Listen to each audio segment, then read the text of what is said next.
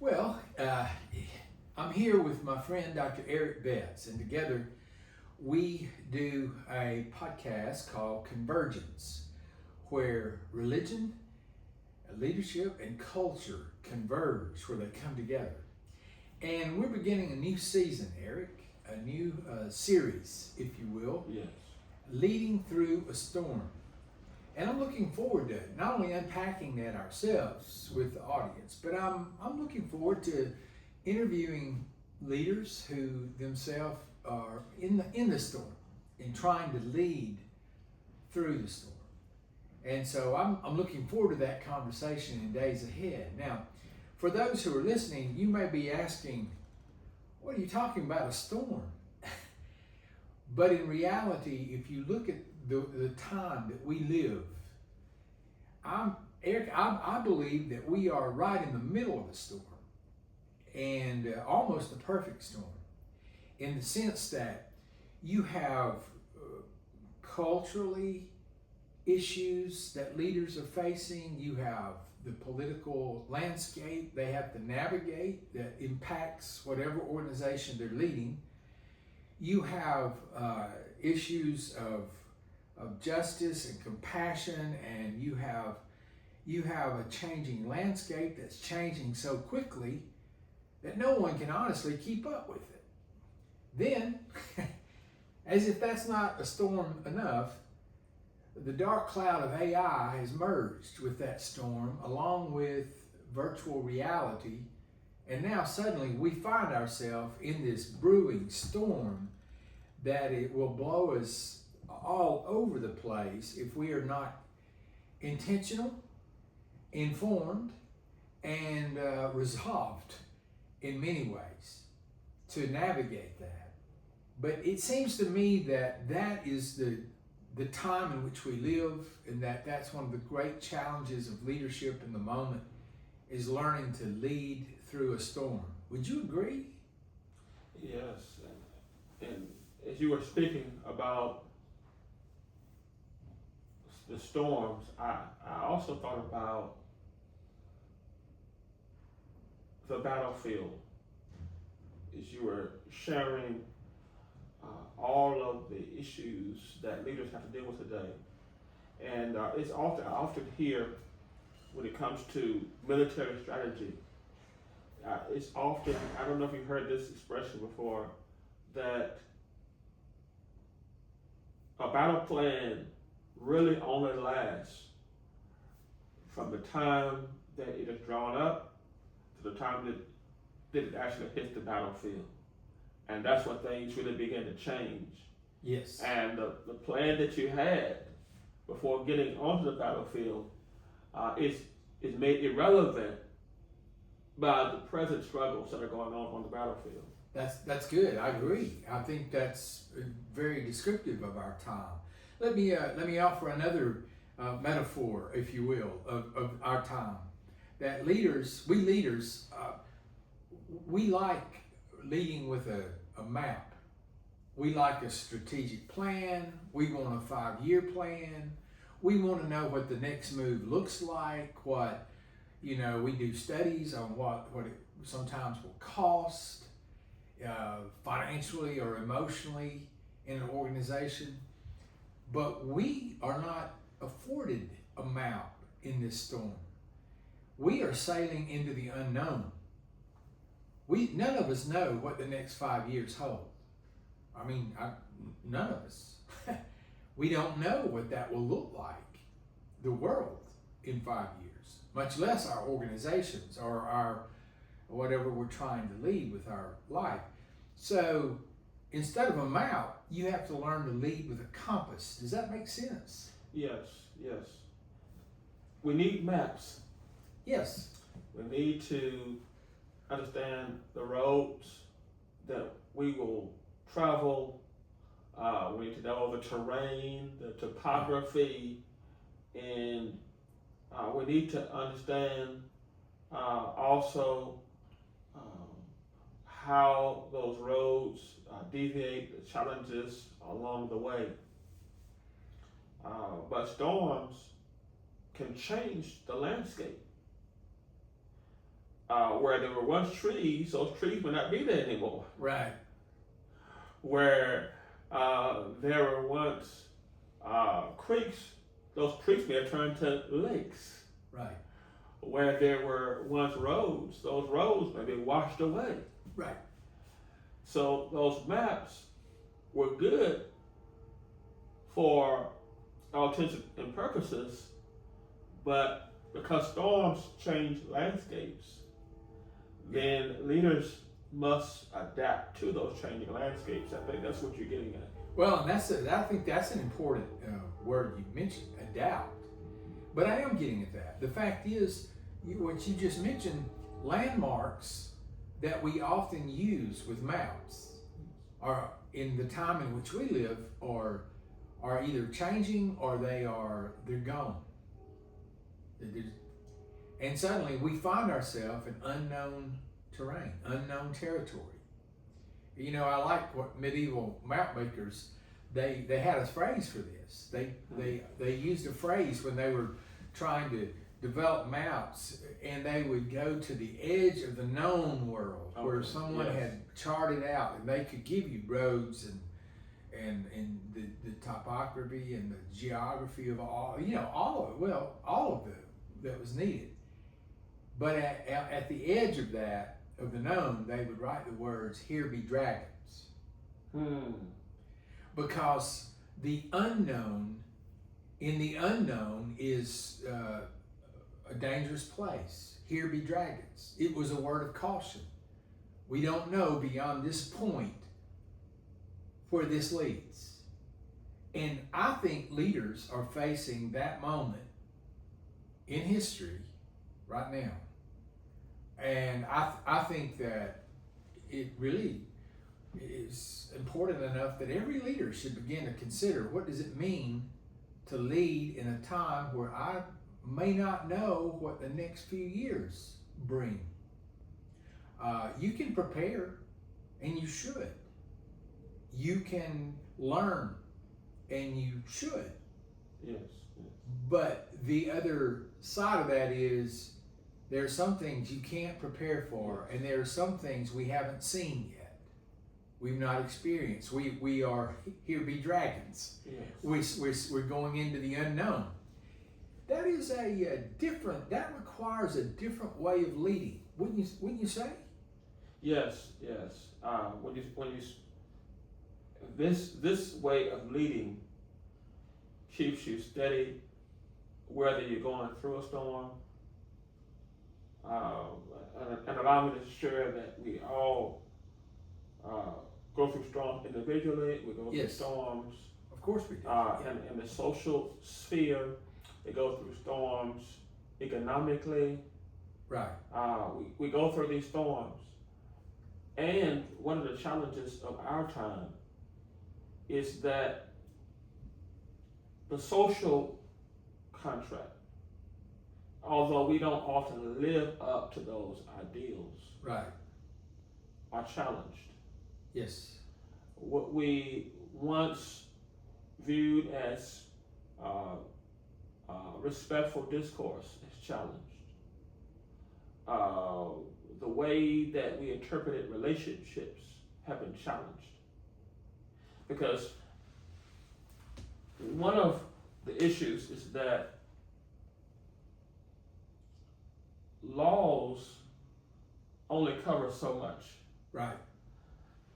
There are certain expectations within a social order that we choose to embrace, right, or we choose not to embrace, to reject. And that creates a different, in this day and hour in which we are living, that has created another dynamic altogether. I agree. Is it fair to say that it's increased the intensity of the storm that we're in? Yes. That the storm has grown stronger, and leaders are faced now, and you're right, we all go through a storm individually, different storms.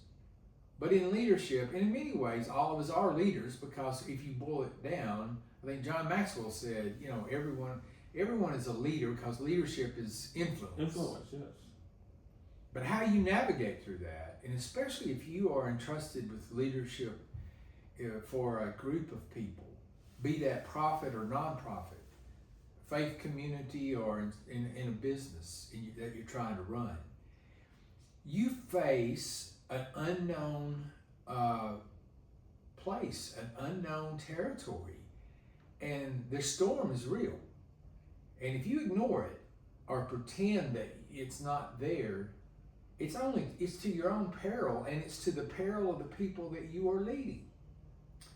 What you mentioned about the social contract, and yes, and then you take that and you compound that with the unknown. Like, does anyone know how to navigate in the age of AI yet? We still don't have policies in place. We don't know where the boundaries are. Yes, virtual reality and AI, those are topics that reshape what we understand what it means to be human, or what reality is. That's right. And there are many psychologists and sociologists that have talked about the reason why the way we interact with one another is so different now. I know it appears to be the same, but there are major differences, because many people live inside of social media, That's right. virtual reality. Right. And so when we come outside of that virtual reality, at that point, we are interpreting life.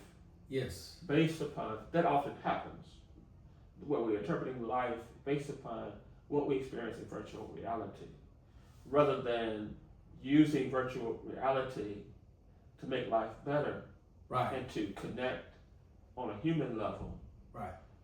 The trend is, or the pattern is that we go into virtual reality treating it as if it is real life, rather than using real life to interpret virtual reality.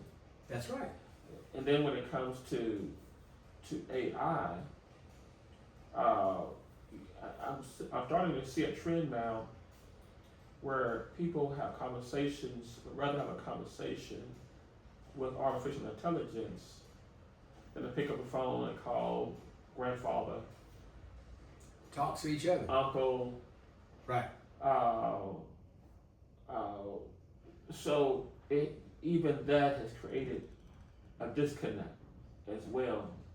That's right. And the more we're disconnected from our humanness, because we can't really understand or experience what it means to be human unless we're doing it in community. We can't be human by ourselves. That's what I was thinking. So what happens, what ends up happening is, in a sense, it diminishes our humanity. Those of us who are leaders, if we're not careful, we will begin to think that we can do it all by ourselves. Right. Because oftentimes a leader needs, well, let me put it this way, I should say, every leader, let me put it this way, every leader needs to be surrounded with other leaders. Yes. Other people Yes. the leader can lean on. You cannot make it through the storm alone. That's right. You cannot make it through the storm by yourself. You cannot make it through the storm thinking inwardly. That's right. You need those connections. And a lot of times we end up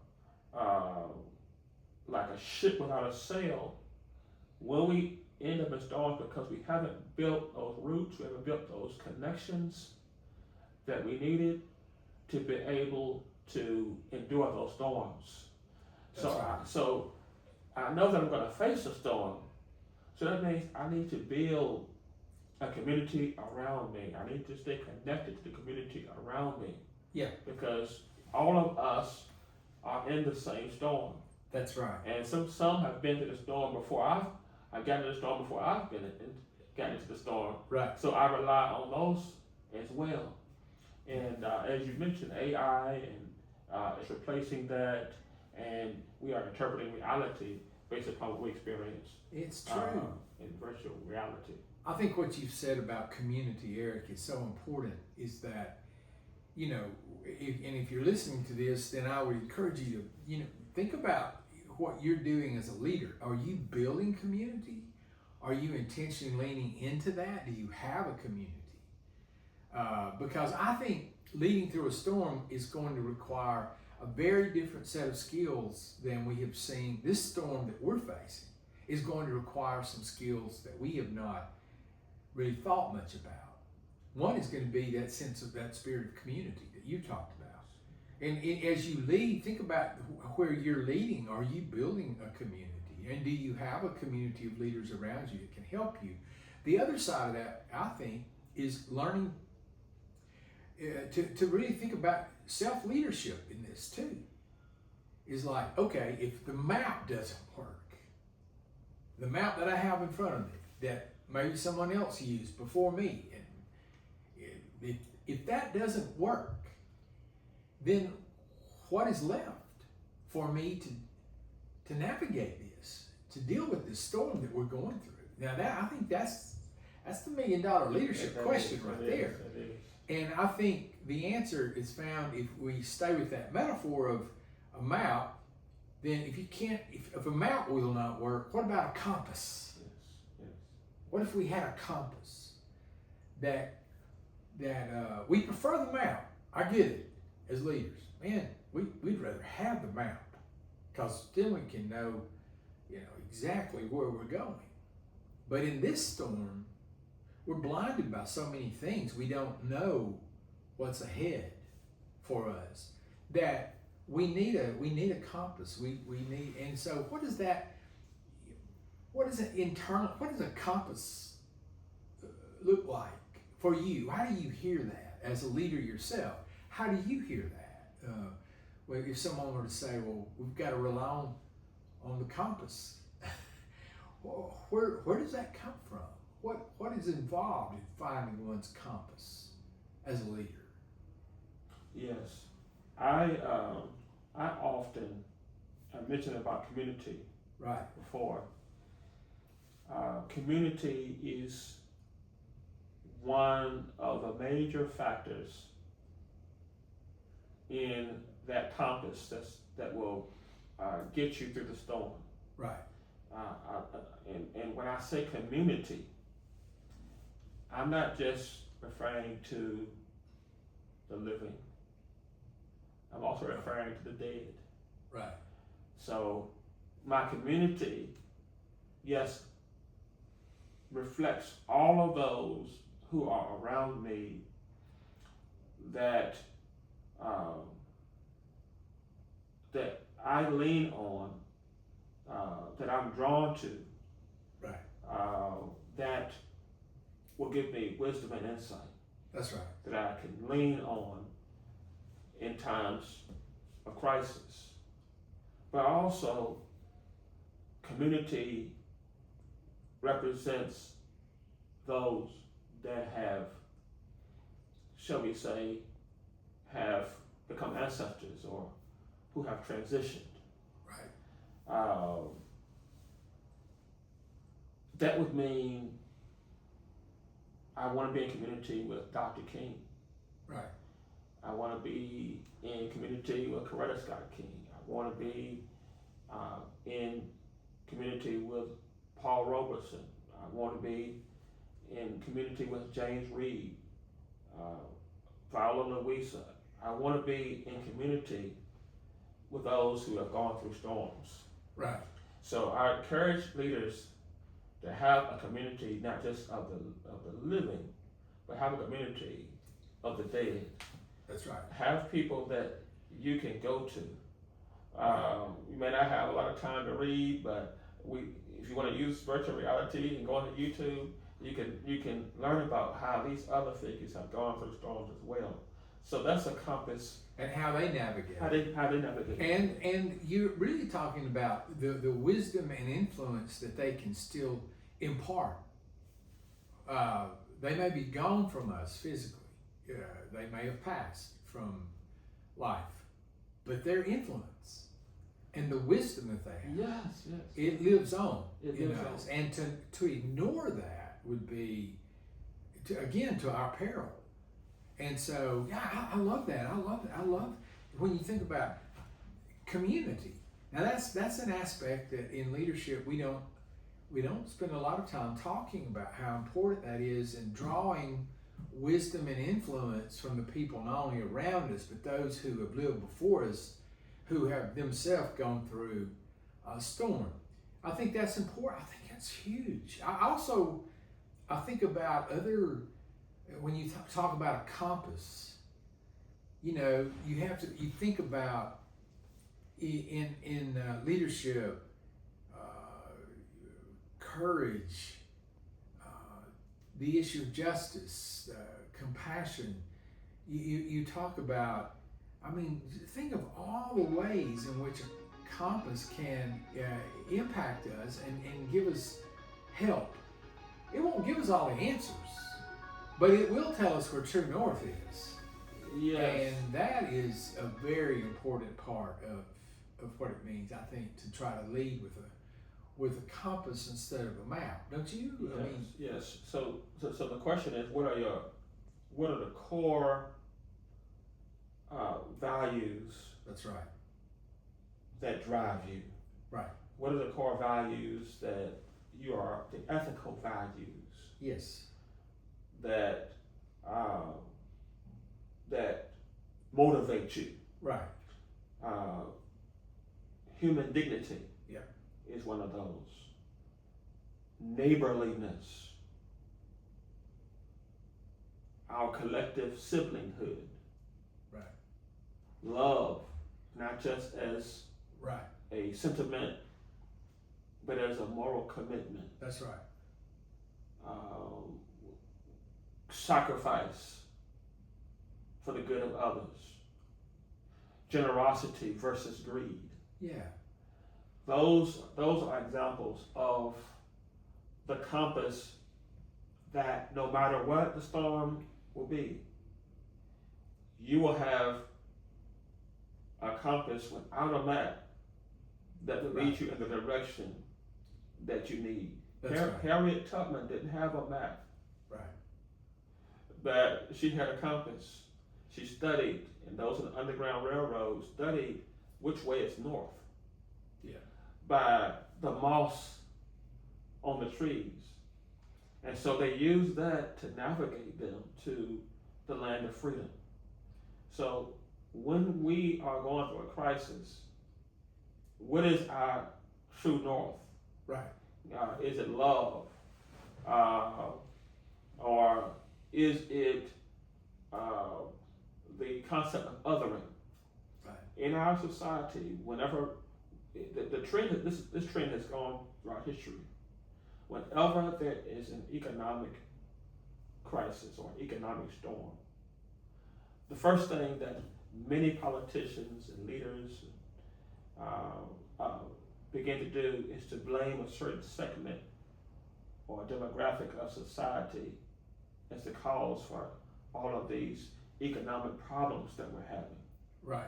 Not recognizing that that we're all in this together, and the problem may not be that. Let me state it differently. The problem is not some demographic that's not doing their part or draining resources, right. Or however. Sometimes it may be that resources are not flowing down from the top the way that they should be. Right. So that everybody can flourish and everybody can benefit.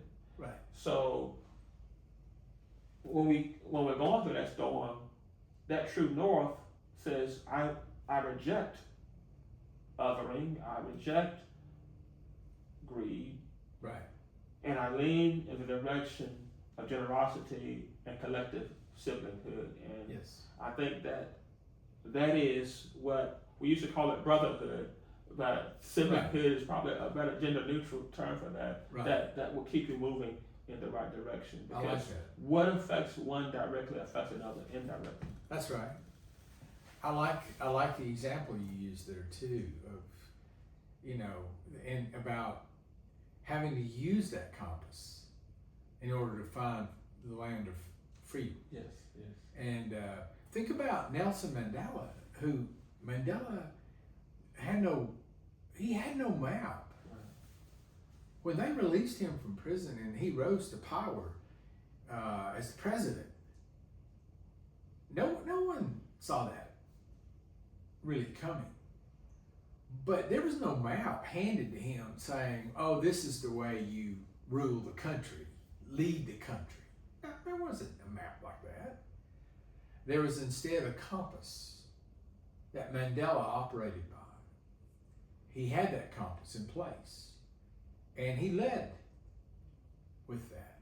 And a huge part of that was, bringing together to heal a land that had been so divided, peoples who had wronged, been wronged, and forgiveness. All of that was a part of Mandela's compass, but it wasn't a map. There was no map there. Yes. The compass that he used, and this was when Mandela was released.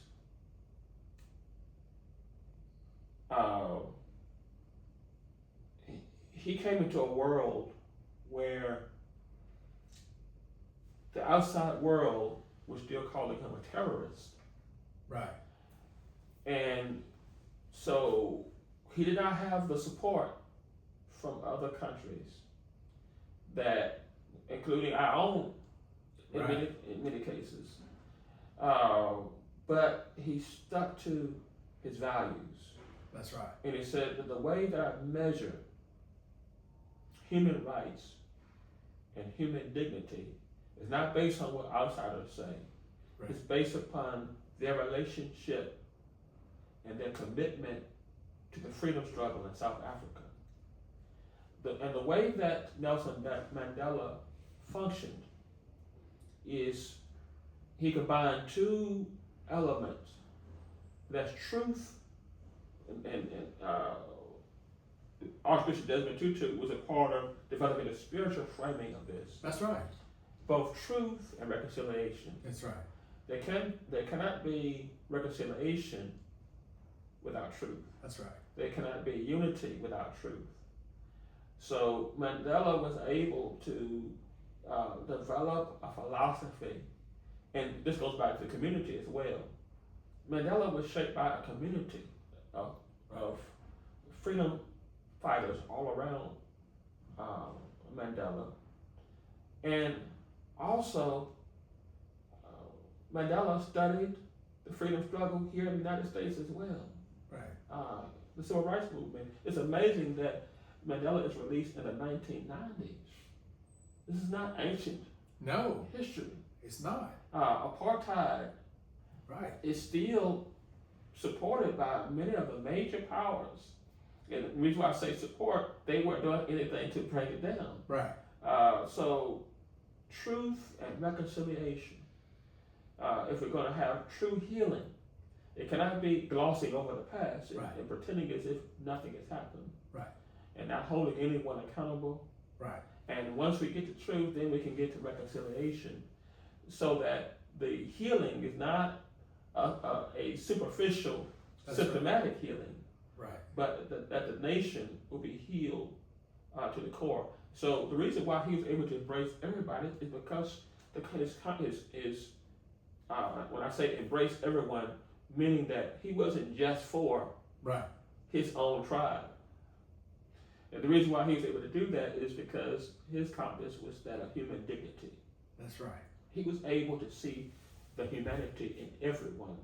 When I read his book, The Long Walk to Freedom, I saw where he would often speak about whenever he was in a meeting with anyone, it didn't matter what their position was, he always looked for the humanity. Right. And if he could see a glimpse of that humanity, he knew that he had hope. That's right. And that's important. That's so good. That's important too. That hope. And so I think this would be a good place for us to end this particular episode, but wanting to remind our listeners that we're going to be inviting people to join us in the future as well. But I will say this, Eric, that hope that you mentioned, it would be easy if you're in leadership today to be resigned, just to kind of give up or give in. So many changes, so many challenges that a leader faces that sometimes I know it's overwhelming.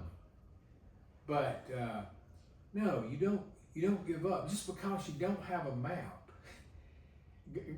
Find your compass, lead with your compass, and help all of us find our way through this storm. Don't resign. No, don't be to the storm. resigned. Don't be resigned. Don't give up on the possibility of the not yet. We don't know yet. And that's where leadership, the influence of leadership is so valuable to the world. Yes. Well, thank you so much for joining us. And Eric, thank you again. Thank you. Yeah, I'm Thank glad you. to have Enjoyed this it. conversation with you. Enjoyed it. Look forward to the days ahead. Thank you.